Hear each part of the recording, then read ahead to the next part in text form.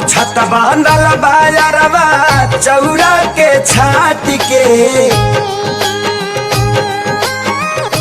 छत बनल बायरवा चौरा के छाट के 55 के दुल्हन बाड़ी दुल्हा बाड़े 60 के 55 के दुल्हन बाड़ी दुल्हा बाड़े 60 के।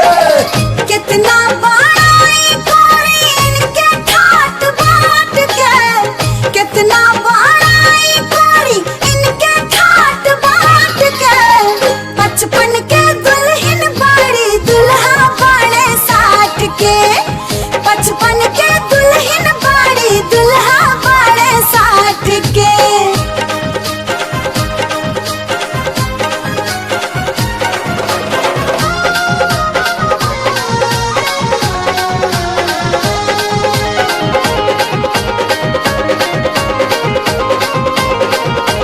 देखा थाना से चला के हे दे अगुआ आइले हो।